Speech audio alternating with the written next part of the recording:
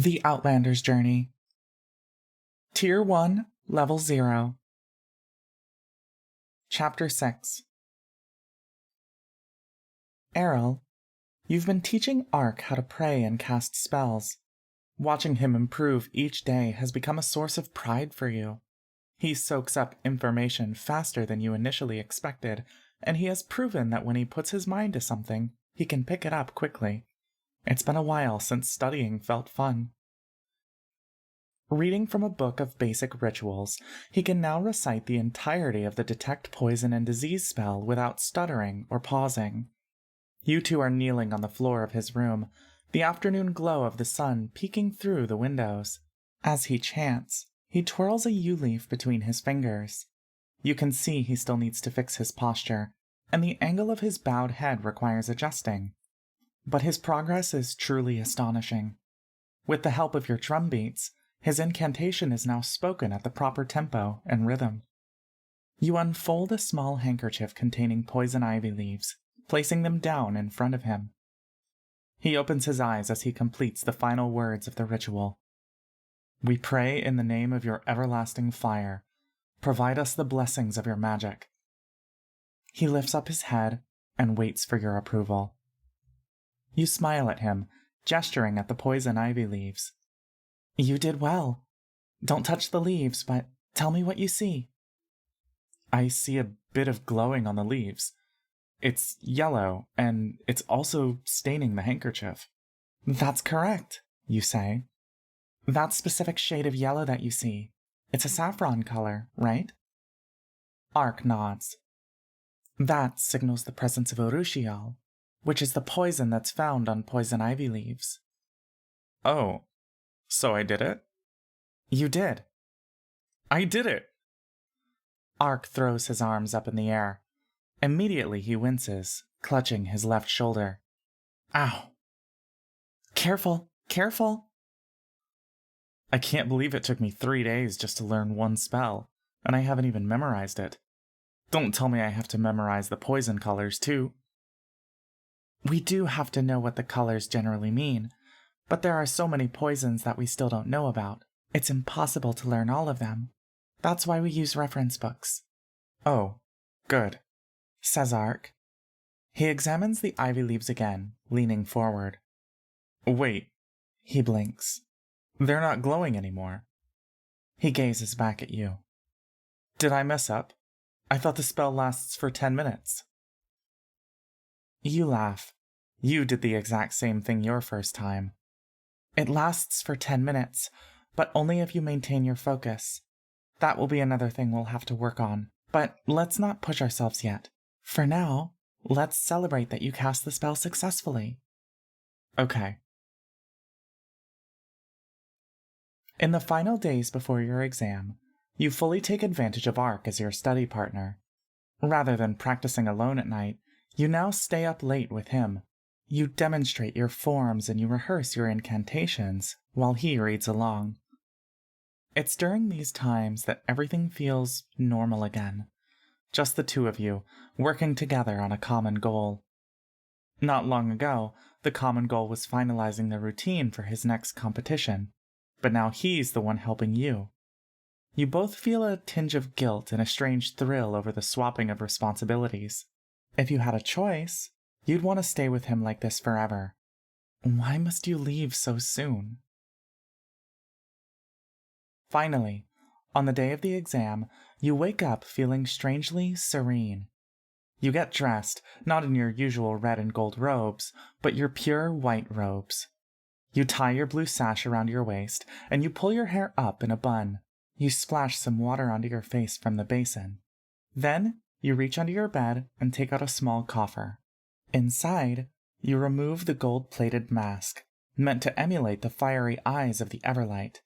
Even if you'll only don it during the exam, you can't help but wonder if you are worthy of displaying such an important symbol. For now, you wear it on your head. Outside, you stroll to the courtyard for your chores, enjoying the sunlight and clear skies, the glow of the mountains in the early morning. You won't see this view for much longer. You are greeted by Sister Fimas, already sweeping. She waves at you. Good morning. Good morning, you say. You're up early. So are you, says Sister Femos. She smiles warmly, revealing her dimples. Do you need any help? You say. She shakes her head. Someone will have to do this when you're gone. We should be thanking you for the hard work you've put in all these years. I would love it if you taught me how you were able to maintain the grounds and the gardens so well. Of course, you say. You wish that you had gotten to know Sister Femos better as friends. The two of you are much closer in age, and you could have been a more fitting mentor for her than Sister Rora, but you were too occupied under High Priestess Vavina's tutelage. Sister Femos joined 2 years ago, when she was 16, descending from the mountains after coming of age. She wanted to formally learn what she had only heard about from the other Aasimar in her village. She's always had an otherworldly aura to her, a kind of pure innocence and unbridled enthusiasm for everything this temple has to offer. Do you feel prepared? She asks you. You nod. I slept early last night, and I woke up this morning feeling peaceful, so that may be a good sign. As you say this, you wonder if your optimism will only cause you to fail once the exam begins. I'm certain the Everlight will only look down on you with pride. High Priestess Vavina as well. Thank you, you say, unsure how to properly respond to the compliment. Are you sure you don't need any assistance? Sister Femos nods.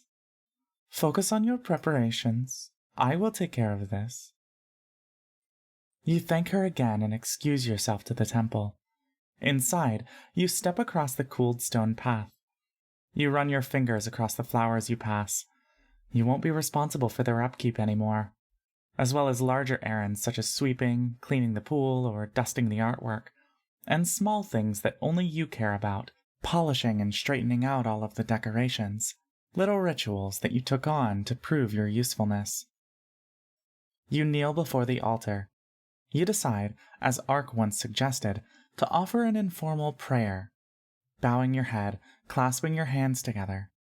You speak out loud. I have served you ever since I was brought here as an infant, and now I will take the next step and offer my devotion to you for the rest of my life. If you deem me worthy, and if I am able to prove myself today, then I ask that you bless not only myself but also those I love. Watch over them when I leave. I know that today is only the beginning of my real journey with you, and there is still so much that I have yet to learn. I wish to remain a humble student even as I take on greater responsibilities.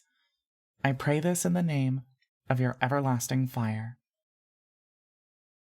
You stay still for several moments, waiting for an answer, a response.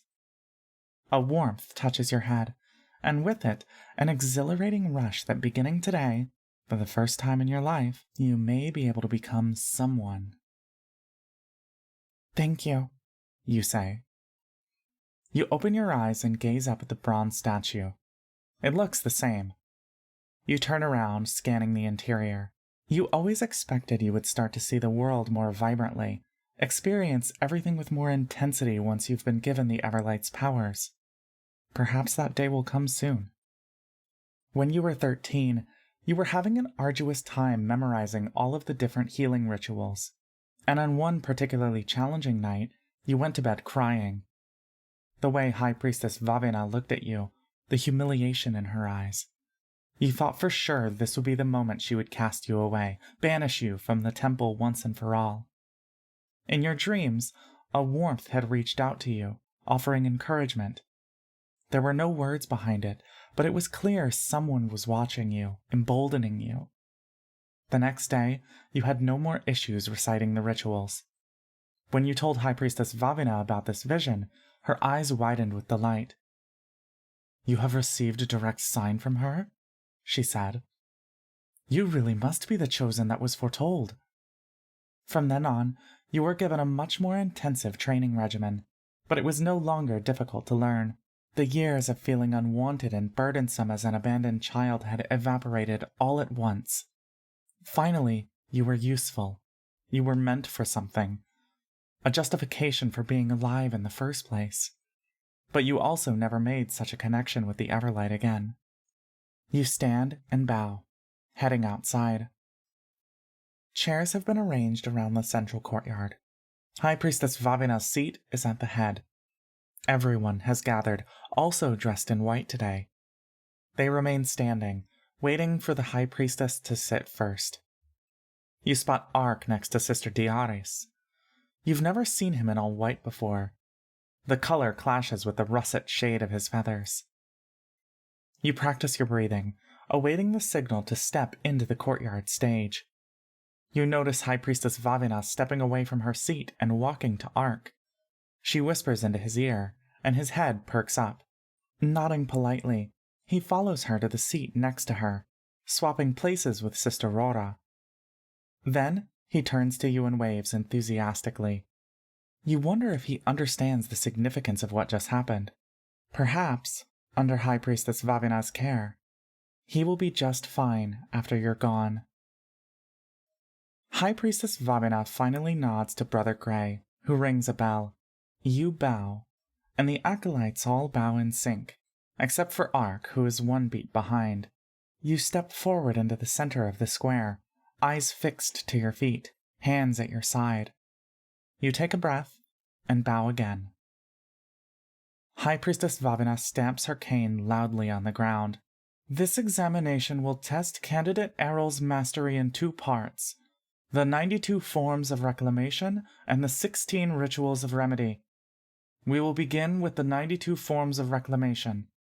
Sister Errol, you will be evaluated on your technique, your knowledge, and your focus. She smiles at you and nods. You may begin.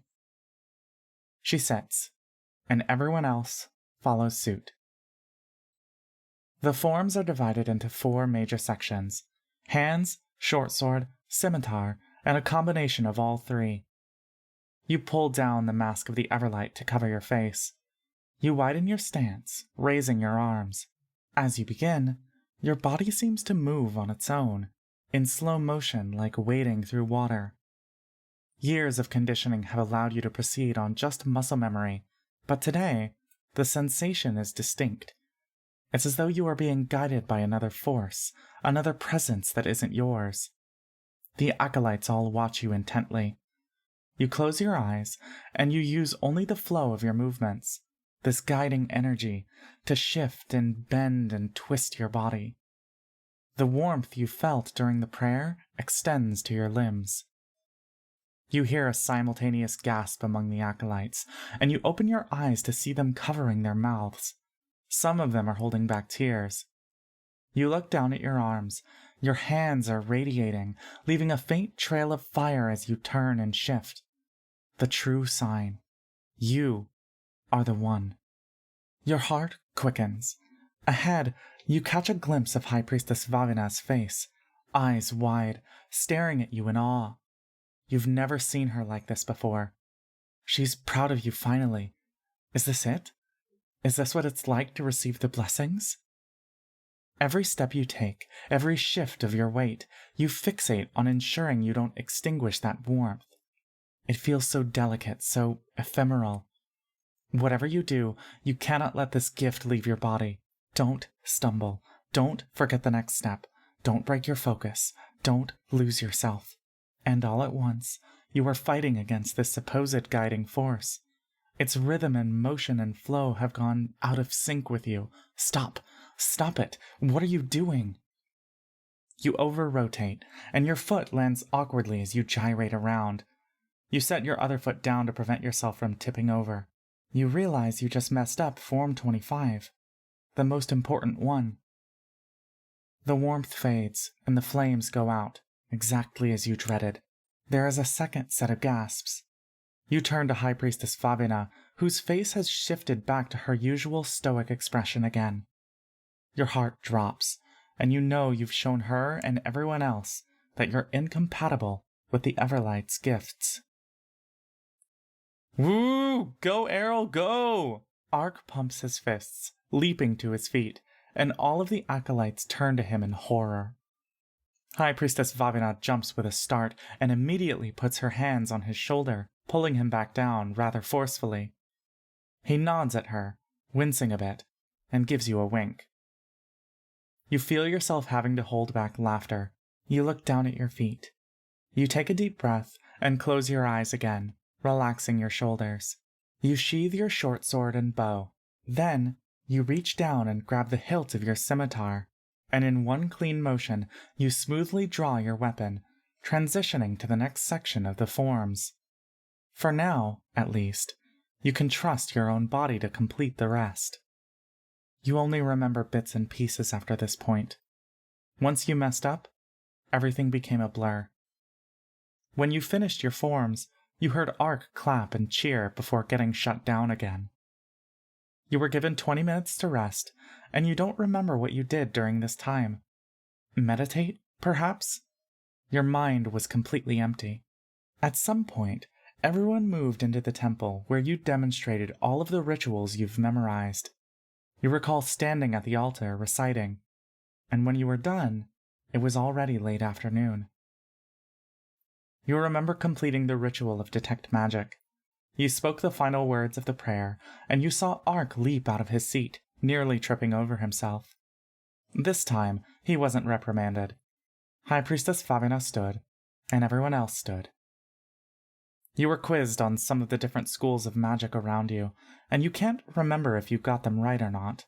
But then you heard, "Congratulations to candidate Errol for completing and passing the examination."